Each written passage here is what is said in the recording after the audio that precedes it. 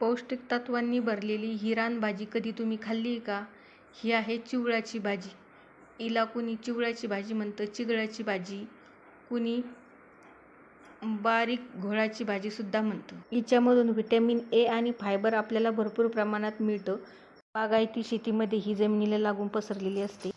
या भाजीला अगोदर असं झटकून घ्यायचं चांगलं.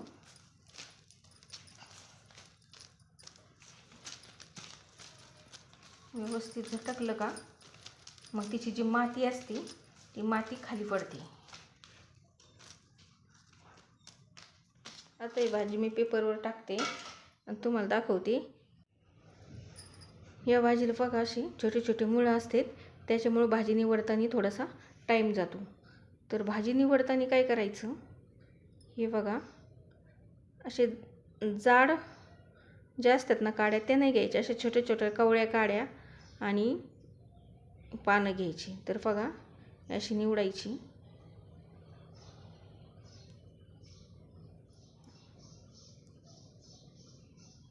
अशी मूळ काढून टाकायची आणि अशी निवडून घ्यायची. हे बघा किती छोटं मूळ आहे याला, त्याच्यामुळे मग अशी निवडायची.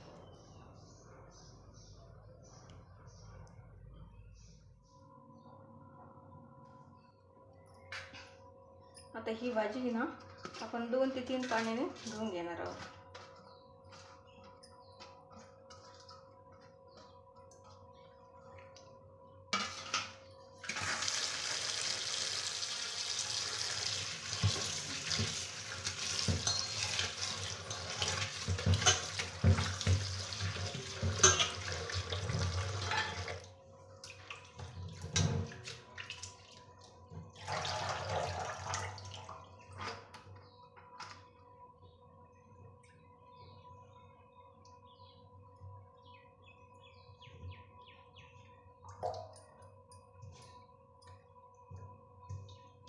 भाजी एवढी स्वच्छ निवडली होती तरी पण बघा कुठं ना कुठं त्या फांद्याला थोडीफार माती असतेच.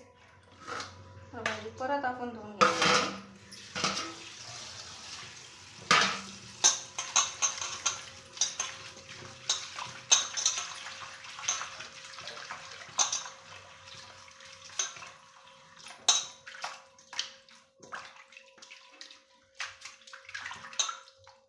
भाजी ना आपल्याला अशी बारीक कट करून घ्यायची.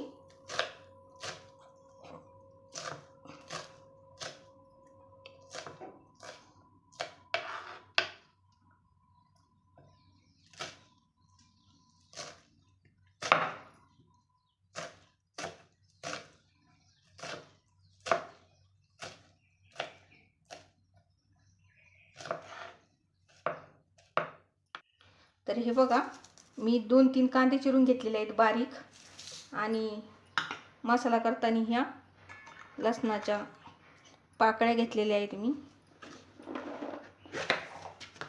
10-12, 7-8 हिरव्या मिरच्या आणि थोडेसे जिरे टाकणार आहोत आपण, आणि मिक्सरमध्ये वाटून घेते. आणि मी हरभऱ्याची डाळ भिजत घातली होती पाण्यामध्ये, ती आपल्याला टाकायची आहे. आता कढईमध्ये तेल टाकून फोडणीला जिरे टाकायचे आहे.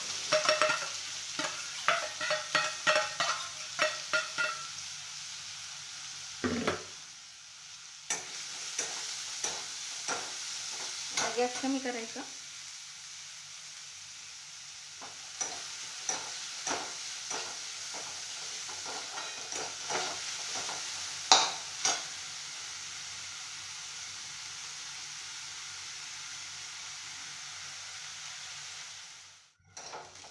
कांदा असा ब्राऊन व्हायला लागला की त्याच्यामध्ये आपण जी मिक्सरमध्ये बारीक केलेली मिरची आहे टाकून घेणार आहोत.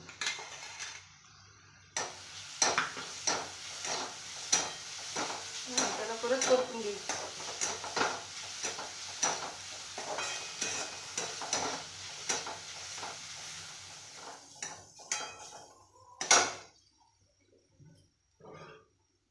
तर याच्यामध्ये टाकते मी थोडीशी हळद,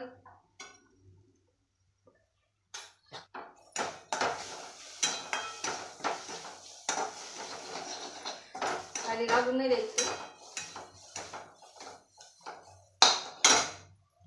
आणि जी भिजवलेली डाळ आहे ती टाकून घ्यायची.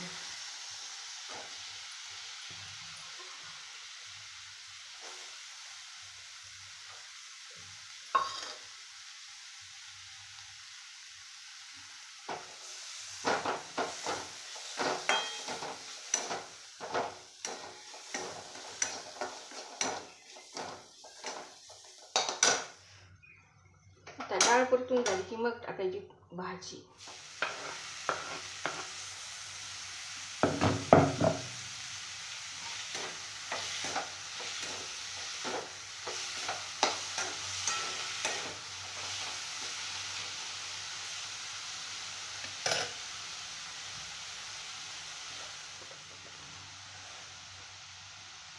याच्यामध्ये टाकते आता मीठ.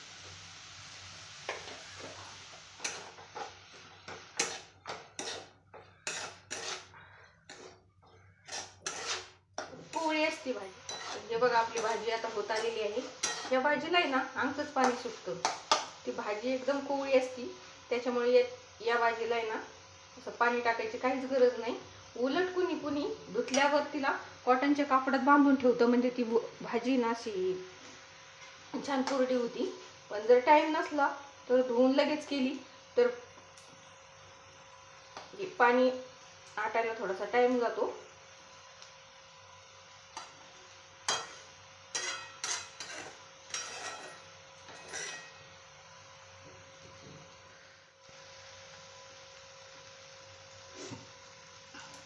तर बघा झालेली आपली भाजी. आता गॅस बंद करू. हिच्यामध्ये कोणी शेंगदाण्याचं कूट टाकतं किंवा मग बेसन पीठ टाकतं. या भाजीचे कोणी मुटके सुद्धा करतात. तुम्हाला जरी माझी भाजीची रेसिपी आवडली असेल तर व्हिडिओला लाईक, शेअर आणि आपल्या चॅनलला सबस्क्राईब करायला विसरू नका. भेटू अशाच एका नवीन व्हिडिओमध्ये. तोपर्यंत धन्यवाद.